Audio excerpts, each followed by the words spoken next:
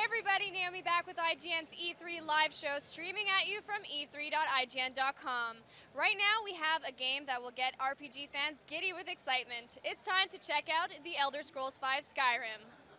Thank you so much, Naomi. Years ago, I swore off dragons after Lair, but Skyrim might bring me back. Todd Howard, how are you? Good to see you. How you doing? Thank you so much for having us. Tell me, what is this Skyrim all about?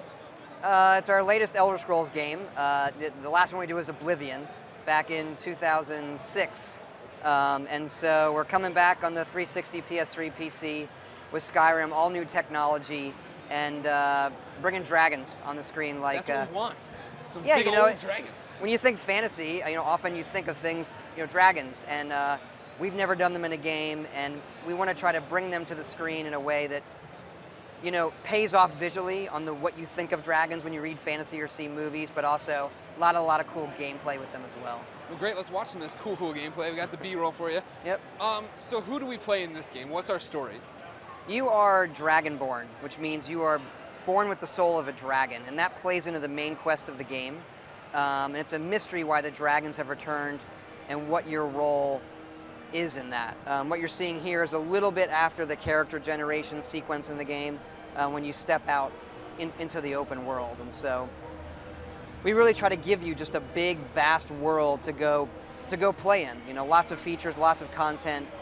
Be who you want and go do what you want. That's what we always try to go for. And you often succeed at it. How big of a jump is this from Fallout? I mean, Fallout, obviously a desolate landscape. Trees were just, sticks of wood that had been blown apart. It's kind of nice coming off of Fallout 3. Our artists, like, okay, you can use the green channel again. It's this kind of natural beauty is something we've always enjoyed. So we're fans of Elder Scrolls as well. And coming off of Fallout 3 was the team, the team that did Morrowind, then Oblivion, then Fallout 3.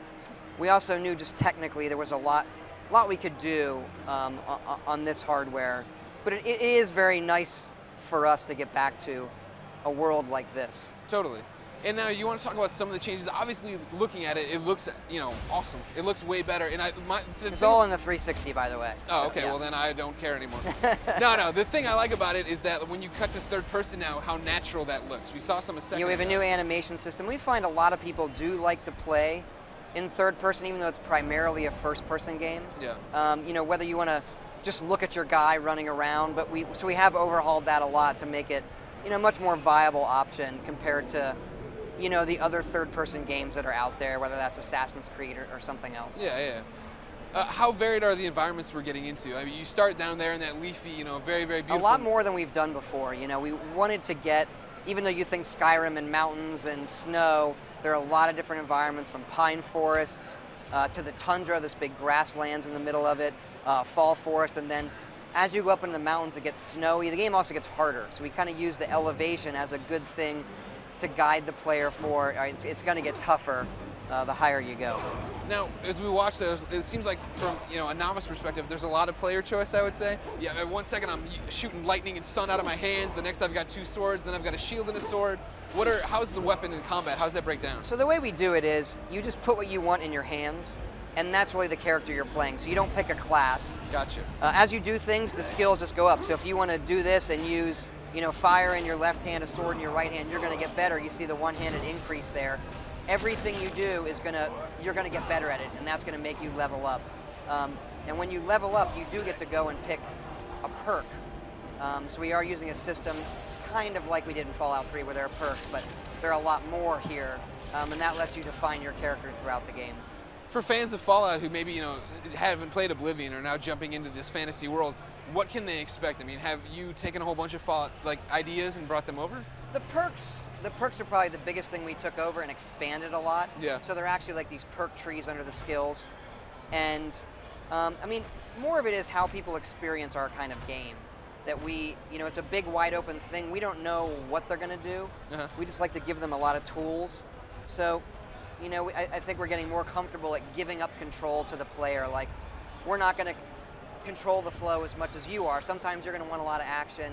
Sometimes you're just going to watch the sunset or sometimes for no reason I want to fight a mammoth. Yeah, you can mess with the mammoths here. All the creatures aren't going to attack you. We kind of approach the creatures in this world like we do the people. How do they live? What do they do? They're not all instantly aggressive. That you saw right there is the fire breath. It's the The dragons, when they breathe fire, you can do that as well. You're speaking their language and forming these shouts. And it plays a big part of the gameplay. You being Dragonborn, learning shouts and doing battle with dragons. Well, now wait, if I'm Dragonborn, why am I fighting them? Shouldn't we all be partying together? It's part of the mystery. No, come on. You got a long time till this game comes out. You should give me the mystery now. They won't let me do that, sorry. All right, fine. For people who are watching, when can they expect to get their hands on this and fight dragons?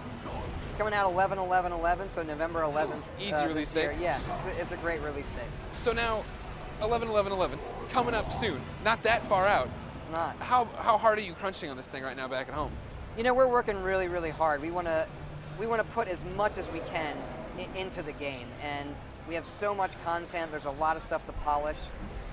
We've been through it before, so you know, we just want to make sure that there's a ton there for everybody to do. Because even though someone might play the game for 20 hours instead of 300, we want that to be unique for you. Of course.